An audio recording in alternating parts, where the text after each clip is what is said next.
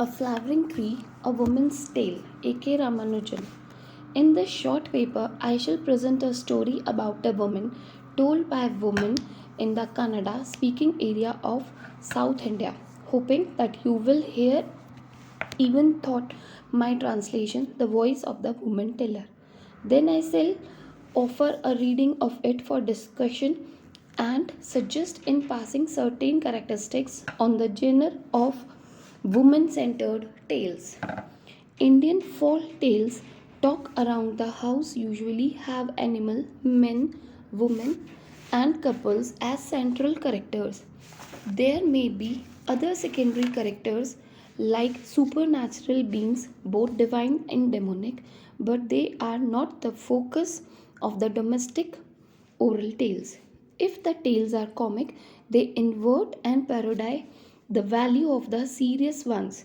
In them, kings, tiger, demons, and even god and goddesses could be figured on fun and act like morons as they do not in the serious tales. King and clone change places. Thus, the folk tale of a culture have a number of contractive genre in dialogue with each other. Each kind of tale has special characteristics, its own chronotope, if one wishes to invoke Bhaktin. For instance, animal tend to be political, portraying how the powerless, the small, and the cunning sidestep or outwit the powerful.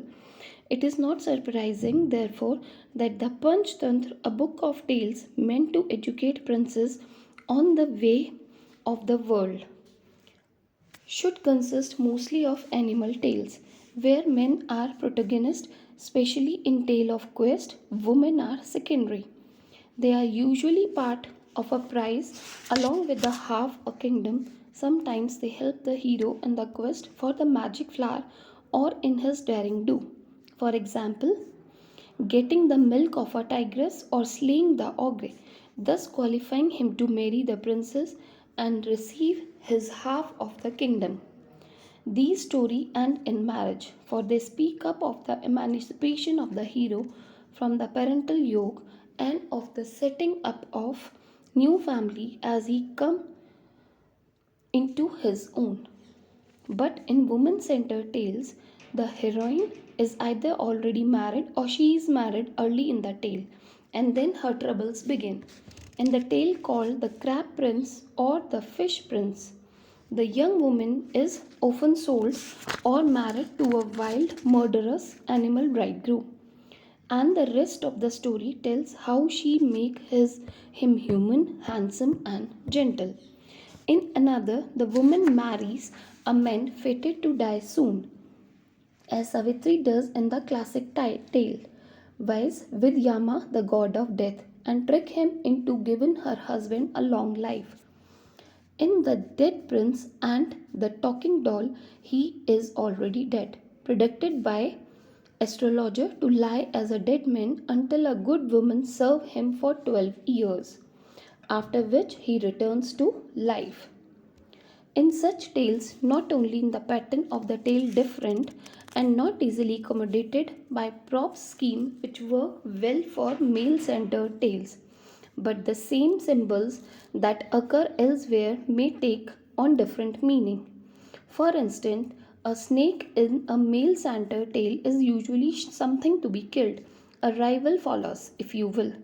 In woman-centered tale, that is where women are the protagonist and also usually the tellers, snakes are lover, husbands, uncles, donors, and helpers. Thus, the meaning of the element, the interpretation of the symbolism depend on what kind of tale it is. A snake is an animal tale, a male-centered tale, and a woman-centered tale is not the same animal. Far from beginning, universal symbol do not even mean the same thing as one moves from genre to genre to the gender of the genre, if one may speak of such, become important in interpretation. A woman culturally constructed life forms her meaning universe, indifferent from a man in such tales. This simple minded essay is meant to further the exploration of this universe of women's discourse. Other kind of women tales counter various construct and stereotype, such as the passive female victim, conceptions of karma, or every chastity. Since I have treated the subject elsewhere, I would like to focus here on a tale that speaks of a woman's creativity, her agency, and the way it is bound up with her capacity for speech. The rest of this paper will speak in some details of one story. A flowering tree, collected in several versions in the Karnataka region over the last 20 years by me and fellow folklorists. Here is the story. In a certain town, the king had two daughters and a son. The older daughter was married. In the same town, there lived an old woman with her two daughters. She did menial jobs in order to feed and clothe and bring up her children. When the girl reached puberty, the younger sister said one day, "Sister, I have been thinking of something. It's hard on mother to work all day for our sakes. I want to help her. I will turn myself into a flowering tree. You can take the flower and sell them for good money." Amazed, the older sister asked, "How will you turn into a flowering tree?" "I will explain later. You first sweep and wash the entire house, then take a bath, go to the well, and bring two pitchers full of water," said the younger sister. The older sister listened to her carefully, swept and wiped out clean, took a bath, and brought two pitchers of water without touching them with her fingernails. Right in front of their house stood a tall tree. The sister swept and wiped the ground under it too. Both girls then went there, and the younger one said, "Sister, I will sit under this tree and meditate. Then you pour the water from this pitcher all over my body. I will turn into a flowering tree. Then you pluck as many flowers as you want, but do not without breaking a sprout or tearing a leaf. When you are done, pour the water from the other pitcher over me, and I will become a person again." The younger sister sat down and thought of the Lord. The other one poured water from the first pitcher all over her sister. At once her sister changed into a great big tree that seemed to stretch from earth to heaven. The older sister plucked the flowers carefully without hurting or talk or sprout or leaf. After she had enough to fill a basket or two, she emptied the second pitcher of water over the tree, and the tree became a human being again, and the younger sister stood in its place. She shook the water from her hair and stooped up. They both gathered the flower in basket and brought them home. The flower had a wonderful fragrance. They wove them into garland. "Where shall I sell them?" asked the elder sister. "Sister, why not take all of them to the king's palace? They will pay well. Mother is always doing such awful job for our sake. Let's pile up some money and surprise her," said the younger one. So the older sister took the basket of garland before the king's palace and hawked her wares, crying, "Flowers, flower, who want flowers?" The princess looked out and said, "Mother, mother, the flowers smell wonderful. Buy me some." "All right, call the flower girl," said the queen. They both looked at the flowers and they were lovely. The queen asked, "How much do you want for this?" "We are poor people. Give us whatever you wish," said the older sister. They gave her a handful of coin and bought all the garlands. When the older sister came home with the money, the younger one said, "Sister, sister, don't tell mother, hide it, don't tell anyone." They sold flowers like this for 5 days, and they had 5 handful of coins.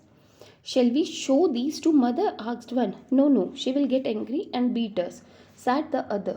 The two girls were eager to make money. One day the king's son saw the flower. They smelled wonderful. He had never seen such flowers anywhere. "What flowers are these? Where do they grow? On what kind of tree? Who bring them to the palace?" he wondered. He watched the girl who brought the flowers. One day he followed her home to the old woman's house, but he couldn't find a single flowering any tree anywhere. He was quite intrigued. On his way home, he tired himself out thinking, where on earth do they get such flowers?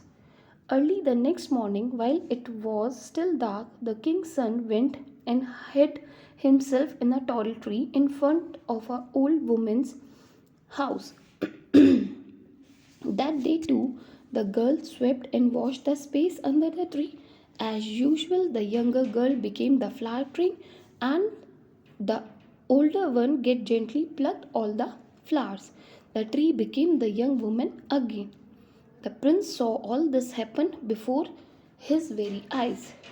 He came straight home and lay on his bed face down. His father and mother came to find out what the matter was.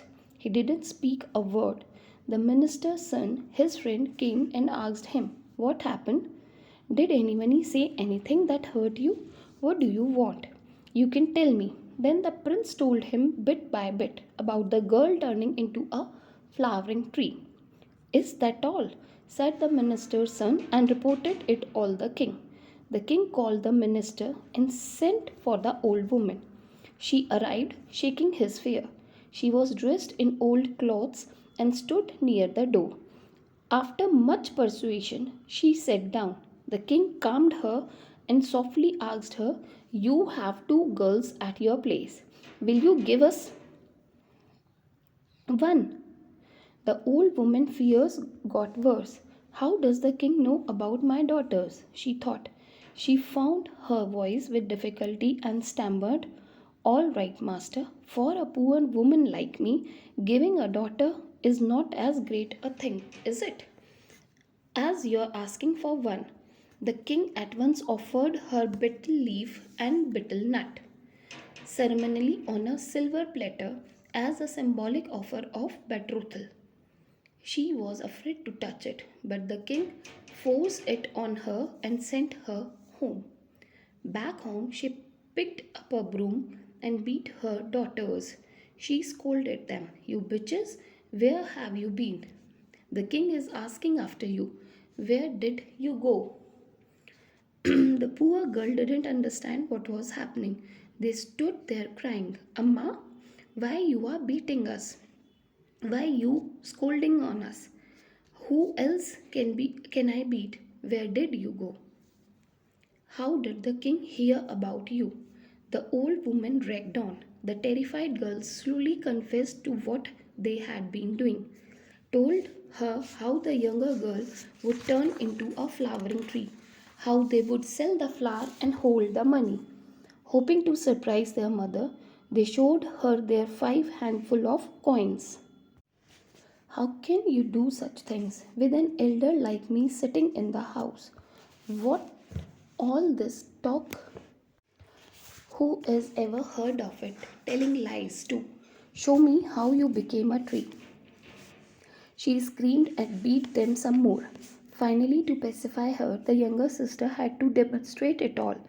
She became a tree and then returned to her normal human self, right before her mother's eyes. The next day, the king man came to the old woman's house and asked her to appear before the king. The old woman went and said, "Your Highness, what do you want to me?" The king answered, "Tell us when we should set the date for the wedding." "What can I say, Your Highness? We will do as you wish," the old woman said, secretly glad by no. The wedding arrangements began. The family made ritual design on the wedding floor as large as the sky and built a canopied ceremony tent as large as the earth. All the relatives arrived. At an auspicious moment, the girl who knew how to become a flowering tree was given in marriage to the prince. After the nuptial ceremony, the families left the couple alone together in a separate house. But he was aloof, and so was she. 2 nights passed. "Let him talk to me," thought she. "Let her begin," thought he. So both the groom and the bride were silent. On the third night, the girl wondered. He hasn't uttered a word. Why did he marry me? She asked him aloud, Is it for this bliss you married me? He answered roughly, I will talk to you only if you do what I ask. Won't I do as my husband bids me? Tell me what you want. You know how to turn into a flowering tree, don't you? Let me see you do it. We can then sleep on flower and cover ourselves with them. That would be lovely, he said. My lord, I am not a demon. I am not a goddess. I am an ordinary mortal like everyone else. Can we human being ever become a tree? She said very humbly. I don't like all this lying and cheating. I saw you the other day becoming a beautiful tree. I saw you with my own eyes. If you don't become a tree for me, for whom will you do that? He chided her. The bride wiped a tear from her eyes with the end of her sari and said, Don't be angry with me. If you insisted so much, I will do as you say. Bring 2 pitchers of water. He brought them. She uttered chants over them. Meanwhile, he shut all the doors and the windows. She said, Remember, pluck all the flower you want, but take care not to break a twig or tear a leaf. Then she instructed him on how and when to pour water, while she sat in the middle of the room meditating on God. The prince poured 1 pitcherful of water over her. She turned into a flowering tree. The fragrance of the flower filled the house. He plucked all the flower and then sprinkled water from the second pitcher all over the tree. It became his bride again. She shook her tresses and stood up smiling. They spread the flowers, covered themselves with them, and went to bed. They did this again and again for several days. Every morning, the couple threw out all the withered flower from their window. The heap of flower lay there like a hill.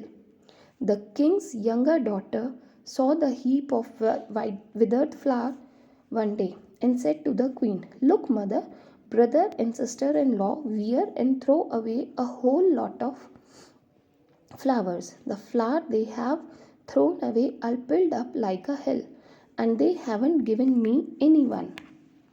The queen consoled her, Don't be upset, we will get them to give you some. One day the prince had gone out somewhere. Then the king's daughter called all her friends and said, Let's go to the swing into the Suranon orchard. We will take my sister-in-law. She will turn into a flower tree. If you all come, I will give you flowers that smell wonderful. Then she asked her mother permission. The queen said, Of course to go. Who will say no to such things? The daughter then said, But I can't go alone. Send sister-in-law. The prince came there just then and his sister asked him, Brother, we all are going to the Saron orchard. It's not my wish that's important. Everything depends on mother, he answered. So she went back to the queen and complained, Mother, if I ask brother, he sent me to you, but you don't really want to send her. So you are giving me excuses. Is your daughter-in-law more important than your daughter? The queen rebuked her, saying, Don't be rude. All right, take your sister-in-law with you. Take care of her and bring her back safely by evening. Reluctantly, the queen sent her daughter-in-law with the girl. Everyone went to the orchard. They tied their swing to a big tree. Everyone was merrily playing on the swings. Abruptly, the king's daughter stopped all the games, brought everyone down from the swings, and accosted her brother's wife. Sister-in-law, you can become a flowering tree, can't you? Look, no one here has any flowers for her hairs. The sister-in-law replied angrily, Who told you such nonsense? Am I not another human being like you? Don't talk such crazy stuff. The king's daughter taunted her. Oh ho, I know all about you. My friend has no flower to wear. I asked my sister in law to become a tree and give us some flowers, and look how coy she acted. You don't want to become a tree for us. Do you do that only for your lovers? Gee, you are awful. My coming here was a mistake, said the sister in law sadly, and she agreed to become a tree. She sent for 2 pitchers of water, uttered chants over them, instructed the girl on how and when to pour the water, and sat down to meditate. The silly girl didn't listen carefully. They poured the water on her indifferently here and there. She turned into a tree, but only half a tree. It was already evening, and it begins to rain with thunder and lightning. In their greed to get the flower, they tore up the sprouts and broke the branches. They were in a hurry to get home, so they poured the second pitcher of water at random and ran away. When the princess changed from a tree to a person again, she had no hand and feet. She had only half a body. She was a wounded carcass. Somehow, in that flurry of rainwater, she crawled and floated into a gutter. There she stuck in a turning a long way off from home. Next morning, 7 or 8 cotton wagons were coming that way, and a driver spotted a half human being growing in the gutter. The first cart driver said, "See what a noise is about." The second one said, "Hey, let's get going. It may be a wind or it may be some ghost, who knows?" But the last cart driver stopped his cart and took a look. There lay a shapeless mass, a body. Only a face was a beautiful woman face. She wasn't wearing a thing. Ayo, some poor woman. She sat in sorrow and threw his turban cloth over her and carried her to his cart, paying no heed to the dirty banter of his fellow. Soon they came to a town. They stopped their cart there and lowered this thing on to a ruined pavilion. Before they drove on, the cart driver said, "Somebody may find you and feed you. You will survive." Then they drove on. When the king's daughter came home alone, the queen asked her, "Where is your sister in law? What will your brother say?" The girl answered casually, "Who knows? Didn't we all find our own way home? Who knows where she went?" The queen panicked and tried to get the fact out of the girl. "Ayo, you can't say such things. Your brother will be angry. Tell me what happened." The girl said whatever came to her head. The queen found out nothing. She had a suspicion that her daughter had done something foolish. After waiting several hours, the prince talked to his mother. "Amma, Amma, was it, son? What has happened to my wife? She went to the orchard to play on the swings and never came back. Oh Rama, I thought she was in your bedroom all this time. Now you are asking me. Oh, something terrible was happened to her," thought the prince. He went and lay down in grief. 5 days passed, 6 days passed, 15 days passed, but there was no news of his wife. They couldn't find her anywhere. Did the stupid girl push her into a tank? Did they throw her into a well? My sister never liked her. What did the foolish girl do? He asked his parents and the servant. What could they say? They too were worried and full of fear. In disgust and despair, he changed into an exacted long robe and went into the world. He just walked and walked, not caring where he went. Meanwhile, the girl, who was now a thing, somehow reached the town into which her husband's elder sister had been given in marriage. Every time this palace servant and maids passed that way to fetch water, they used to see her. They would say to each other, "She glows like a king's daughter." Then one of them couldn't stand it any longer and decided to tell the queen. "Amma, Amma, She looks very much like your younger brother wife. Look through the seeing glass and see for yourself. The queen looked and the face did seem strangely familiar. One of his maids suggested, Amma, can I bring her to the palace? Shall I? The queen poofoned it. We will have to serve her and feed her. Forget it. So the next day, again the maid mumbled and moaned. She is very lovely. She will be like a lamp in the palace. Can't we bring her here? All right, bring her if you wish. But you will have to take care of her without neglecting palace work, ordered the queen. They agreed and brought the thing to the palace. They bathed her in oil, dressed her well, and set her down to the palace door. Every day they applied medicine to her wounds and made her well. But they could not make her whole. She had only half a body. Now the prince wandered through many lands and at last reached the gate of his sister's palace. He looked like a crazy person. His beard and whiskers were wild. When the maid were fetching and carrying water, they saw him. They went back to the queen in the palace and said, Amma, someone is sitting outside the gate and he looked very much like your brother. Look through the seeing glass and see. Grumbling indifferently, the queen went to the terrace and looked through the seeing glass. She was surprised. Yes, he does look remarkably like my brother. What happened to him?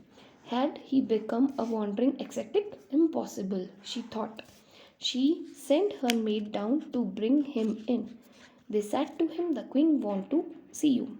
He brushed them aside.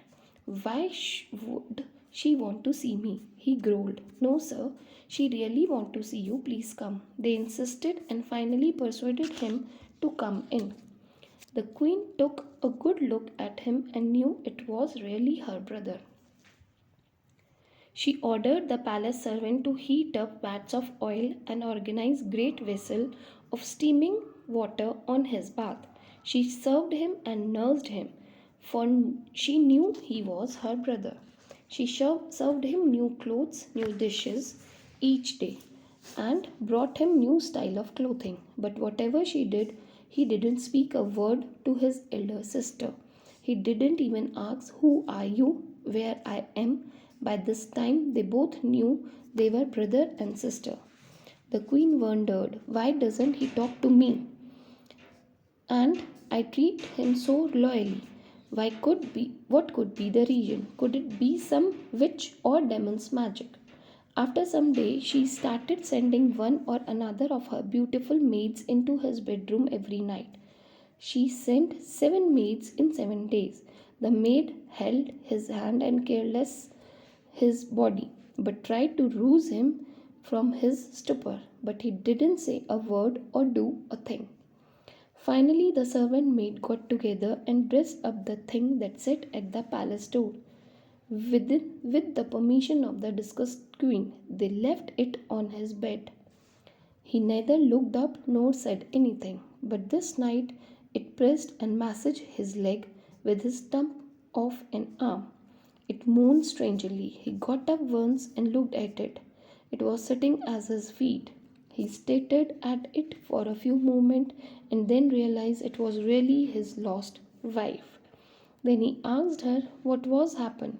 She, who had been silent all these months, suddenly broke into words. She told him whose daughter she saw, whose wife, and what had happened to her. What shall we do now? He asked. Nothing much. We can only try. Bring 2 pitchers of water without touching them with your fingernail, she replied.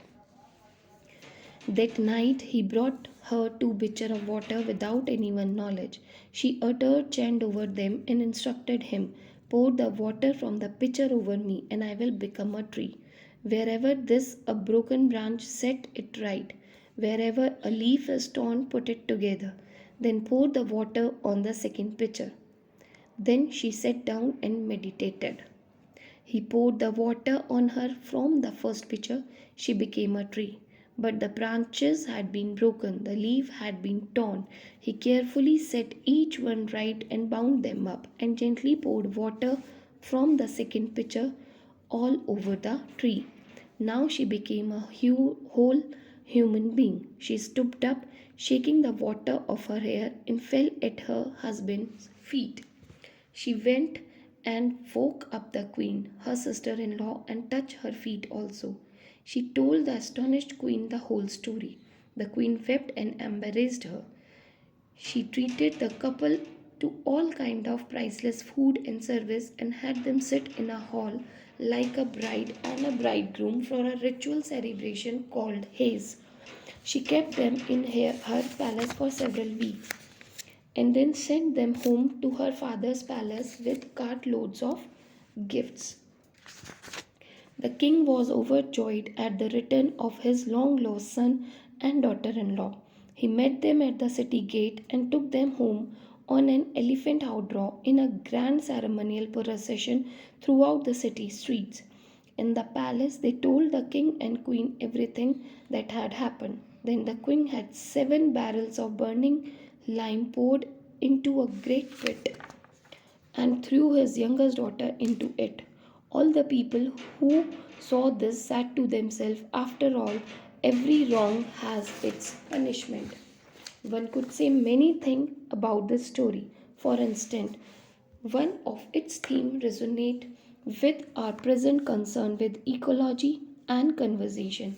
Each time the younger daughter become a tree, she begged the person who is with her to treat gently or do not pluck anything more than the flower. Indeed, we were told by our mothers when we were children not to point to growing plant in a garden with our sharp fingernails, but only with our knuckles. Our fingernails might scratch the growing ends. Poem like the following in classical Tamil speak at the sisterhood between a woman and a tree. What her girlfriend said. Playing with friends one time, we pressed a ripe seed into the white sand and forgot about it till it sprouted. And when we nursed it tenderly, pouring sweet milk with melted butter, mother said, it qualifies as a sister to you, and it's much better than you. Praising this laurel tree.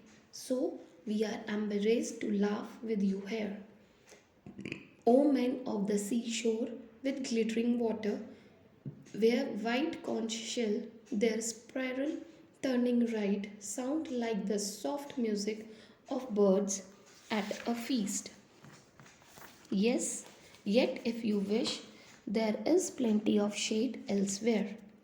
On there is a Virasava poem that connected the gentle treatment of plants with other kind of love by the Sarara, a saint who could not even pluck flower for his god but would pick only the one that had dropped to the ground by themselves knowing one's loneliness in every word, the spray of insects in the air, in every gesture of the hand, things living, things moving, some sprung from the earth, under every footfall, and when holding a plant or joining it to another, or in the letting it go. To be all mercy, to be light as a dusting brush of peacock feathers, such moving, such awareness is love that make us one with the Lord Dashwara. They say in Kannada that when a woman is beautiful, one must wash one's hand to touch her. There is also the suggestion that a tree is vulnerable to careless handling, just as a woman is. A tree that has the come to flower or fruit will not be cut down. It is treated as a mother, a woman who has given birth. Thus, the metaphoric connection between a tree and a woman are many and varied in the culture. A relevant one here is that the word of flowering and the menstruation are the same in language like Sanskrit and Tamil. In Sanskrit, a menstruating woman is called a Pushpavati, a woman in flower, and in Tamil, Puttal means menstruation. Menstruation itself is a form and a metaphor for a woman's special creativity. Thus, a woman biological and other kind of creativity are symbolized by flowering. In this tale, as is in a dream, the metaphor is literalized and extended. The heroine literally became a tree and produces flower without number over and over again as the occasion required. It is her special gift, one that she does not wish to squander or even display. She make her secret known to her sister first, and only because they have no money and because she wished to save her mothers from some of the rigor of the poverty. After that, her gift became known to others and she had to do it at their bidding. As described in the tale, out of the 5 times she became a tree, only the first and last time was voluntary act. The second time her mother ordered her to show her how she earned her money because she suspected her of selling her body. Then the prince evolved on her on one of these transformations and want to have such a woman for himself. Once he get her, he compelled her to become a tree in the bedchamber on his wedding night and on every night thereafter. It became almost a sexual ritual, a display of her spectacular talent to arouse him sexually, so that they can sleep together on a flower from her body. Even before she get used to it, thanks to the flower that pile up outside her bedroom window, her young adolescent sister-in-law gets curious, put her eyes to a chink in their door, and wants to show her off to her companions. She uses her own and her mother's clout as in law to coerce her to go and with her alone to the orchard. She and the other pups and teenage girls tease her, playing on a sexual nature of her talent and force her to become a tree, despite her abject request not to hurt her. They ravage the tree. When she is returned to her human state, she too is left ravaged and mutilated. It is a progressive series of violation until she finally ends up being a thing. In a way, people have begun to treat her as a thing, asking her to make a spectacle of herself by displaying her secret gift. In a way, one might say, even the first time she herself became a tree to sell her flower, making herself a commodity. The fifth and last time she became a tree, she has to wait for the right person and the safe occasion. Another bedchamber in an older married sister in law household with a house husband who had missed her and searched for her and thereby changed. These 5 occasions seem pointedly to ask the question, when is a woman safe in such a society? She is safe with her own sister, maybe with her mother, but not quite with a newly wedded husband who care more for a display of her talent than for her safety, and more certainly not with a teenage sister in law or mother in law. She is safe only with a married sister in law, and lastly, with a husband who, thought and experience of loss, has matured enough to care for her as a person. As I said earlier, she is most vulnerable when she is a tree. She can neither speak nor move. She is most open to injury when she is most attractive, when she is exercising for her gift of flowering. Even time she became a tree, she begged the one who is pouring the water to be careful not to hurt her. Yet, paradoxically, when she is mutilated, she cannot be healed directly. She can be made whole only by becoming the tree again, becoming vulnerable again, and trusting her husband to graft and heal her broken branches. The recurrent unit of the story is girl becoming tree becoming girl. This is also the whole story. The recurrent unit encapsulated the career of this woman in the story. What are the differences between a woman and a tree? A woman can speak, can move, can be an agent on her own behalf in way what a tree cannot. Yet, symbolically speaking, the tree isolates and gives form to her capacity to put forth flower and fragrance from within, a gift in which she can glory, as well as one that make her vulnerable. It expresses a young woman's desire to flower sexually and otherwise, as well as a dread of being ravaged, a possibility that the very gift brings with it. In telling such a tale, older women could be reliving these early complex and ambivalent feelings towards their own bodies and projecting them for younger female listeners. If boy, a part of the audience, as they often are, the male could imaginatively participate in them in ways that might change their sensitivity towards women. The repetition of the unit girl became tree becomes girl mark the division of the story and give its narrative time, the chronos of the chronotype. In a typical male centered story, this dimension is marked by the adventure of the prince, his failure, and final success, often measured in threes.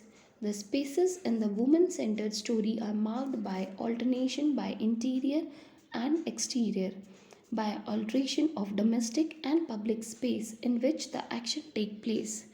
In this story, the given instances of the transformation move from the girl's own yard to the prince's bedchamber, then to the orchard where it is most dangerous, and back to second bedchamber. Indeed, one of the oppositions between a woman and a tree is that the former is an interior being, both living indoor and having an interior space, a hut, and the later lives outdoor in a public space. It is one of the irony of this story that she is forced to become a tree in a wrong space in the bedchamber. And when she became a tree in an orchard, the greatest harm comes to her. These transactions emphasize the specific symbolic charge of the tree. It is not any old tree but a phase in a human career. Its past and future is human and female, capable of living both within and without. Such is the time space, the chronotype of this woman's tale. Other women's tale also play with this balance and alternation of interiors and exteriors. In the orchard with the wild pumpkin girls, the young woman become a tree full of fears that are all too real and unable to return to her own whole human female being. She become a thing, something that has the face of a woman but the helplessness of the tree. She is neither woman nor tree, but both, betwixt and between. The thing cannot move by itself and does not speak. She lives in a servant quarter both within and without. It is only when she speaks to a significant other, her husband, in this tale and tell him the story, that she is able to return to her original female body. She waits for recognition by him. She waits to tell her story in its entirety and give him instruction on how to heal her. He is to pour water on her, and when she became a tree, to put back the broken leaves and branches lovingly in their place and pour the water on it, and she will whole again. This is also the time when she voluntarily and for her own good undergo and transformation. She had recovered her agency. I would suggest that agency in these woman tales is connected with their being able to tell their own story and its being heard. After the first time, every time that she protected that she doesn't wish to become a tree, she is not heard. She is forced to do so against her will. Many woman tales end with the kind of self story being told and being heard. Very often, as in the story of the dead prince and the talking doll, they are told in an adjoining room to a lamp or a talking doll that says as a human listener would when he hears a story. The husband overhears it and learns the truth about his wife. It moves her from being a silent or unheard woman to a speaking person with a story to tell. Indeed, the whole tale tells the story to how this woman acquired a story through experience, mostly suffering. Until then, she has no story to tell. In some tale, as in the lampstand woman, this is explicit. She is usually a princess whose life is a blank at the beginning. She marries and her trouble began. She became a servant, usually in her own sister in law house, is accused of stealing a child necklace and is punished. Her head is shaved and the lamb is placed on a cow dung patty and slept on her shaved head. She became a living lampstand and has no light the path of visitors. But she hardly speaks until her suffering reaches its nadir. When the husband from whom she is separated arrives, she has to light the path of his bed. She does not recognize her and asks for a story. She tells her own story, and as the narrative proceeds, it dawns on her husband that he is in the presence of his own wife, who is now a lampstand woman to whom all these horrible things have happened. To him, when the whole story is reconstructed in her own voice, he recognizes her and the tale ends in a reunion. One may add that speech means not only agency for a woman but also sexuality. In many Kannada tales, the coded phrase for sexual intimacy between a woman and a man is they talk to each other. In a tale about a husband who is not sleeping with his wife, the forlorn wife is asked by a caring old woman, "Isn't your husband talking to you?" When she hears that he is not, she proceeds to find a way of making the husband talk to the wife, even angrily. She asks the young woman to put pebbles in his yogurt and rice, or to pack salt into his curry so that he can get angry with her and they can exchange words.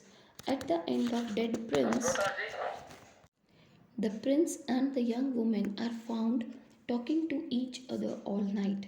Since writing about the transformation of the dumb woman to a speaking person and the relationship of speech to a woman's agency, I came across Ruth Potringham page on speech in Grimm's Household Tales, especially in Cinderella 1987 chapter 6. She pointed out how speech is an indication of power. Many recent sociologistic work have been concerned with the question of who speak when, for discourse is a form of domination, and speech uses an index of social value and the distribution of power within a society. In English, one speak of having a voice, having a say. In German, Munding means legal majority and legal personhood. The poor do not have it, they are silent. Women, like children, should be seen, not heard. Since the early days of a church, women have been barred from the speaking in the house of God as well as preaching, teaching, or speaking in public. The good woman has a soft, low voice and say little. Cordelia in King Lear is praised for this. Eve's sin began with her speaking to Satan. There are many jokes about garrulous women. Women generally speaking are generally speaking. In the later edition of the folk tales that William Grimm rewrote as a male rewriting woman tale, he gave women little direct speech. He also substitutes "segen" or "said" for "sprechen" or "spoke", as the latter is more forthright. Sprechen emphasizes the act of speaking, and "segen" the content of an utterance. In his last version of Cinderella, 1857, Cinderella, the good girl speak only once in direct speech. The wed woman, the stepsister, and the stepmother, 5 and 7 times. The prince is authority, has 8 direct speeches, and the ineffectual father only 3, 2 of which are mere thoughts. However, this feature may be different in different cultures. In Danish variant,